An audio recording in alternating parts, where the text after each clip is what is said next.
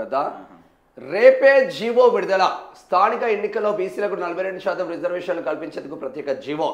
ఆపై ఎన్నికల సంఘానికి సర్కారు లేఖ వెంటనే ఎన్నికలకు షెడ్యూల్ నోటిఫికేషన్ ఇప్పటికే పూర్తయిన రిజర్వేషన్ల ప్రక్రియ సర్కార్కు చేరిన క్షేత్రస్థాయి వివరాలు పోలింగ్ కేంద్రాలు కౌంటింగ్ సెంటర్ల సహా రిటర్నింగ్ అధికారుల జాబితా కూడా సిద్ధం శిక్షణకు సిద్ధంగా ఉండాలని సూచనలు సిద్ధంగా ఉన్న బ్యాలెట్ బాక్సులు మండలాలకు చేరిన నమూనా బ్యాలెట్ పేపర్లు క్షేత్రస్థాయిలో ఎన్నికల జోష్ స్థానిక సంస్థల ఎన్నికల నిర్వహణకు సంబంధించి ప్రత్యేక పక్కా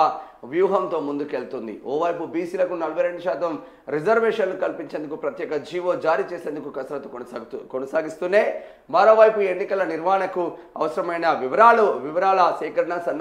సన్నాహాలు ముమ్మరం చేసింది ఈ క్రమంలోనే ప్రత్యేక జీవోను శుక్రవారం విడుదల చేసేందుకు సిద్ధమైంది ఆపై ఎన్నికల నిర్వహణకు సిద్ధంగా ఉన్నామంటూ ఎన్నికల సంఘానికి లేఖ రాయనుంది ఆ తర్వాత స్థానిక ఎన్నికల షెడ్యూల్ నోటిఫికేషన్ వెలువడనున్నట్లు సమాచారం ఇప్పటికే ఎన్నికల నిర్వహణకు అవసరమైన రిజర్వేషన్లను ఖరారు చేయగా గ్రామ మండల జడ్పీటీసీల వారిగా పోలింగ్ కౌంటింగ్ కేంద్రాల వివరాలను కూడా సిద్ధం చేస్తుంది ఆయా కేంద్రాలకు అవసరమైన రిటర్నింగ్ అధికారులు అసిస్టెంట్ రిటర్నింగ్ అధికారులు సామాగ్రి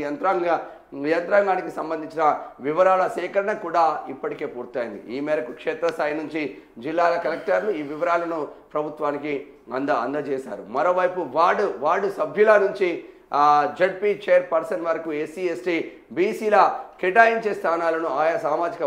వర్గాల శాతాన్ని బట్టి ఖరారు చేశారు అయితే రిజర్వేషన్ల ఖరారుకు 2 రోజుల సమయం ఇచ్చినందున తప్పొప్పులను సరిచేసుకునేందుకు ప్రభుత్వం బుధవారం వరకు అవకాశం కూడా కల్పించింది ఇక ఊహాల ఆధారంగా పిటిషన్లు వేశారా పత్రికల్లో వచ్చిన కథనాలు చూసి కోర్టును ఆశ్రయిస్తారా అంటూ హైకోర్టు ఆగ్రహం చేసింది స్థానిక ఎన్నికల్లో బీసీలకు 42% రిజర్వేషన్లు వద్దంటూ దాఖలైన పిటిషన్లన్నీ కొట్టివేసిన పరిస్థితి మాత్రం ఉంది రేపే జీవో విడుదల ఇక మరి బీసీలకు 42% రిజర్వేషన్లతో ఇప్పటికే రిజర్వేషన్లు ఖరారైన నేపథ్యంలో రేపు జీవో ఇచ్చి స్థానిక ఎన్నికలు దసరా గాంగనే స్థానిక ఎన్నికలు అక్టోబర్లో కంప్లీట్ అయ్యే ఆస్కారం మాత్రం కనిపిస్తూ ఉంది ఎన్ని దశలలో పెడతారనేది ప్రభుత్వ పాలకుల ఇష్టంగా మారిపోయిన పరిస్థితి మాత్రం ఉంటుంది ఒకవేళ పర్ఫెక్ట్ గా 42% రిజర్వేషన్లు అమలు అవుతాయి ఇక్కడ బీసీలకు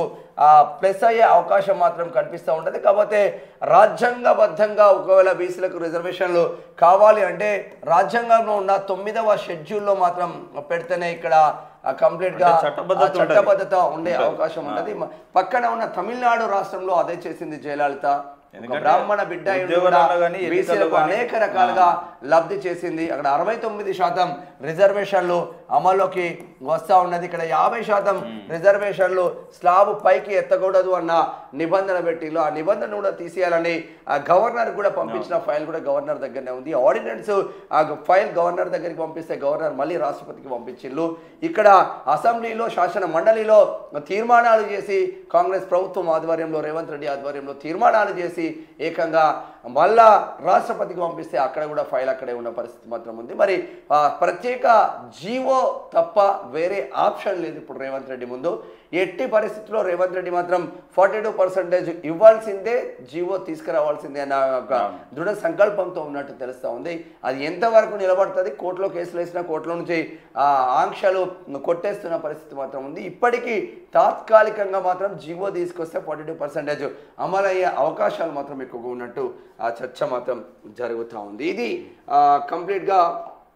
ఇక్కడ ఎన్నికలకు సంబంధించింది 42% రిజర్వేషన్లకు సంబంధించింది ఇంకొక 2-3 తీసుకురావాల్సిన అవసరం ఉంటుంది రాజకీయాలలో కంపల్సరిగా ఏజ్ రిస్ట్రిక్షన్స్ అనేది తీసుకురావాలి కంపల్సరిగా ఎడ్యుకేషన్ క్వాలిఫికేషన్ అనేది తీసుకురావాలి ఇప్పుడు క్వాలిటీ ఎడ్యుకేషన్ ఉంటే క్వాలిటీ పీపుల్ తయారవుతారు క్వాలిటీ ఎడ్యుకేషన్ ఉంటే క్వాలిటీ పీపుల్ తయారవుతారు క్వాలిటీ రాజకీయ నాయకులు ఉంటే వ్యవస్థ బాగుపడుతుంది మరి అక్కడేమో ఏలిముద్రోళ్ళు అందరూ పైకి వస్తూ ఉంటే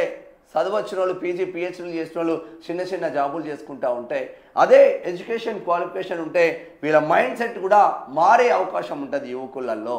సో ఎడ్యుకేషన్ క్వాలిఫికేషన్ కూడా రావాల్సిన అవసరం ఉంటుంది not only Telangana total India భారతదేశం మొత్తం ఎడ్యుకేషన్ క్వాలిఫికేషన్ తో పాటు ఏజ్ రిస్ట్రిక్షన్ కూడా రావాల్సిన అవసరం అయితే 2 పెన్షన్లు కూడా తీసేయాలి 2 పెన్షన్లు కూడా తీసేయాలి